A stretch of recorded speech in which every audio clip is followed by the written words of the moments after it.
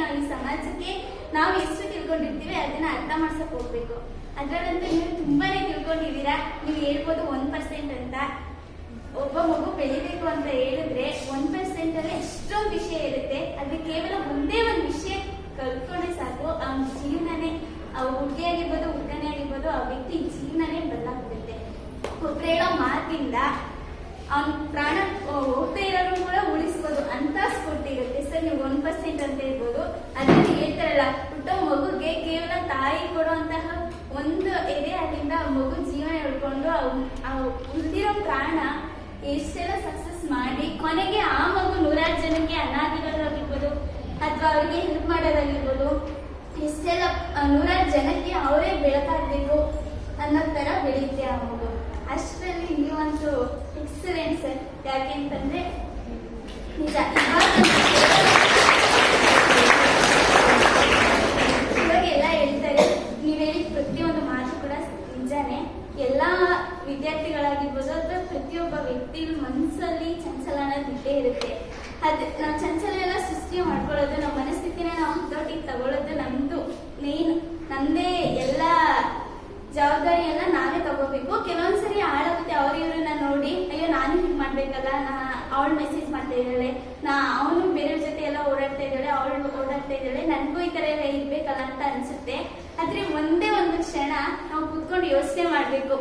ಅಲ್ಲ, ನಮ್ಮ ಅಪ್ಪ ಅಮ್ಮ ಹೇಗೆ ನಮ್ಮನ್ನ ಕಷ್ಟದಿಂದ ಸಾಕಿದ್ದಾರೆ, ಹೇಗೆಲ್ಲ ನಾವು ಕೊಟ್ಟಿದ್ದಾರೆ, ನಾವೇನಾದ್ರೂ ಮಾಡೋ ಒಂದು ಕೆಲಸದಿಂದ ಅವ್ರು ಇಷ್ಟು ವರ್ಷ ಮಾಡ್ಕೊಂಡು ಬಂದಿರುವಂತಹ ಶ್ರಮ ಪರಿಶ್ರಮ ಎಲ್ಲಾನು ಹಾಳು ಮಾಡ್ಬಿಡ್ತೀವಿ. ಕೇವಲ ನಾವು ಮಾಡೋ ಒಂದು ಕೆಲಸದಿಂದ, ಅದರಿಂದ ಆಗೋ ಅವಮಾನದಿಂದ ನಮ್ಮ ಅಪ್ಪ ಅಮ್ಮ ಸಾಯೋ ಮಟ್ಟಕ್ಕೆ ಹೋಗ್ತಾರೆ ಅಂದ್ರೆ, ಅಷ್ಟು ಕೆಟ್ಟದಾಗಿ ಇಳಿದಿದ್ದೀವಿ ಅಂದ್ರೆ ಈ ಜಗತ್ತಲ್ಲಿ ಹುಟ್ಟೋಕೆ ನಾವು ಲಾಯಕ್ಕಿರಲ್ಲ.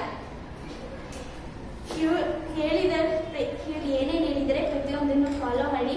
ಯಾರೇ ಆದ್ರೂ ಅಷ್ಟೇ, ಫಸ್ಟ್ ಆಫ್ ಆಲ್ ನಾವು ಒಬ್ಬ ವ್ಯಕ್ತಿ ಫ್ರೆಂಡ್ಶಿಪ್ ಮಾಡ್ತೀವಿ ಅಂತ ಅಂದ್ರೆ ಅವನು ಒಳ್ಳೆಯವನ ಕೆಟ್ಟವನ, ನಮ್ಮ ಜೀವನದಲ್ಲಿ ಒಳ್ಳೆ ರೀತಿ ನಡ್ಕೊಂಡು ಹೋಗೋಕೆ ನಮ್ಗೆ ಸಹಾಯ ಮಾಡ್ತಾನ ಅಥವಾ ಮಾಡಲ್ವೋ, ನಮ್ ಲೈಫಲ್ಲಿ ಸೂಟಬಲ್ ಅಲ್ವೋ, ಅಥವಾ ಅವ್ನು ಕೆಟ್ಟದಾಗಿ ನಮ್ಮನ್ನ ನಡೆಸ್ಬೋದು ನಿಜ. ಆದ್ರೆ ಅವ್ನು ಕೆಟ್ಟದಾಗಿ ಹೇಳ್ಕೊಡ್ತಾ ಇದ್ದಾನೆ ಅಂದ್ರೆ ಅವ್ನು ಹೇಳಿದ ತಕ್ಷಣ ನಾವು ಅದನ್ನ ತಿಳ್ಕೊಂಡು ಇವನೇನೋ ಸರಿಯಾಗಿ ಹೇಳ್ತಾ ಇದ್ದೇನೆ, ಇವನೇ ಪರ್ಫೆಕ್ಟ್ ಅಂತ ನಮ್ಮ ಲೈಫಲ್ಲಿ ನಾವು ಅನ್ಕೊಂಡು ಅದನ್ನ ಯಾವುದೇ ಕಾರಣಕ್ಕೂ ನಾವು ಫಾಲೋ ಮಾಡಬಾರ್ದು. ನಮಿಗೂ ಬುದ್ಧಿ ಏನಾದ್ರು ಇರುತ್ತೆ ಅಲ್ವಾ, ನಮ್ಮ ಅಪ್ಪ ಅಮ್ಮನೂ ಅಷ್ಟೋ ಇಷ್ಟೋ ಕೊಟ್ಟು ಓದಿಸಿರ್ತಾರೆ ಅಲ್ವಾ, ಅದಕ್ಕಾದ್ರೂ ಬೆಲೆ ಬೇಕಲ್ವಾ. ಅದಕ್ಕಾದ್ರೂ ನಮ್ಮದೇ ಆದ ವ್ಯಕ್ತಿತ್ವದಿಂದ ನಾವು ಯೋಚನೆ ಮಾಡಿ ಅದು ಸರಿಯಾದ ತಪ್ಪ ಅಂತ ನಿರ್ಧಾರ ಮಾಡಬೇಕು. ಒಂದು 10 ನಿಮಿಷ ಕೂತ್ಕೊಂಡು ಪೀಸ್ಫುಲ್ ಆಗಿರೋ ಪ್ಲೇಸ್ ಅಲ್ಲಿ ಅದು ಸರಿ ತಪ್ಪು ಅನ್ನೋದನ್ನ ಯೋಚನೆ ಮಾಡಿ ಒಳ್ಳೆ ನಿರ್ಧಾರಗಳನ್ನ ತಗೊಂಡು ಬೇರೆ ಫ್ರೆಂಡ್ಶಿಪ್ ಮಾಡ್ಬೇಕಾ ಮಾಡ್ಬಾರ್ದಾ, ನಮ್ಮ ತಂದೆ ತಾಯಿಗೆ ಎಷ್ಟು ಬೆಲೆ ಕೊಡ್ಬೇಕು, ಗೌರವ ಕೊಡ್ಬೇಕು, ಅವ್ರ ಜೊತೆ ಹೇಗೆ ನಡ್ಕೋಬೇಕು, ನಾವು ಮಾಡೋದು ಏನ್ ತಪ್ಪು ಸರಿ ಅನ್ನೋದನ್ನ ನಾವು ನಿರ್ಧಾರಗಳನ್ನ ಸ್ವತಃ ಯೋಚನೆ ಮಾಡಿ ನಾವೇ ತಗೋಬೇಕು ಹೊರತು ಅವರು ಇವರಿಂದ ಸಲಹೆಗಳನ್ನ ತಗೋಬೇಕು. ಅದಕ್ಕಿಂತ ಮುಂಚೆ ಆ ಸಲಹೆ ಸರಿನೋ ತಪ್ಪು ಅನ್ನೋದು ಯೋಚನೆ ಮಾಡುವಂತಹ ಕೆಪಾಸಿಟಿ ಕೂಡ ನಮಗಿರ್ಬೇಕು. ಇಲ್ಲ ಅಂದ್ರೆ ಇಂತಹ ವ್ಯಕ್ತಿಗಳಿಂದ ಹೇಳಿರ್ತಾರಲ್ಲ, ಯಾವುದೇ ಕಾರಣಕ್ಕೂ ಅದನ್ನ ವೇಸ್ಟ್ ಮಾಡದೆ ಮನಸ್ಸಲ್ಲಿ ಹಚ್ಚಿ ಇಳಿಸ್ಕೊಂಡು ತಲೆಯಲ್ಲಿ ಅದನ್ನ ಸ್ವಲ್ಪ ಓಡಿಸಿ ಒಳ್ಳೆ ಒಳ್ಳೆ ಕೆಲಸಗಳನ್ನ ಮಾಡಬೇಕು. ನಿಮ್ಮ ಅಪ್ಪ ಅಮ್ಮಂಗೆ ಯಾವುದೇ ಕಾರಣಕ್ಕೂ ಈ ತರ ಅವಮಾನ ಆಗುವಂತಹ ಕೆಲಸಗಳನ್ನ ಮಾಡಬೇಡಿ. ಮನ್ಸೊಂದ್ಮೇಲೆ ಸಹಜ, ಅಲ್ಲಿ ಚಂಚಲ ಇದ್ದೇ ಇರುತ್ತೆ.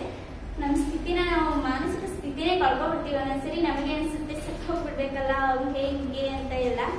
ಬೇರೆ ಒಬ್ಬ ವ್ಯಕ್ತಿಗೋಸ್ಕರ ಯಾಕೆ ಸಾಯ್ಬೇಕು ಅನ್ನೋದಿದ್ರೆ ದೇಶಕ್ಕೋಸ್ಕರ ಸಾಯ್ಬೇಕು ಅಂತ ಸೈನಿಕರೇ ಓಡಾಡ್ತಾ ಇರ್ಬೇಕಾದ್ರೆ ಅಟ್ಲೀಸ್ಟ್ ಅಪ್ಪ ಅಮ್ಮಗೋಸ್ಕರ ನಾವು ಅವ್ರ ಅವಮಾನ ಆಗಿ ಮಾಡಿ ನಮ್ಮಿಂದ ಸಾಯ್ಬೇಕು ಅನ್ನೋದನ್ನ ಬಿಟ್ಟು ಅವ್ರಿಗೋಸ್ಕರ ಬದುಕಿ ಈ ಪ್ರಪಂಚಕ್ಕೆ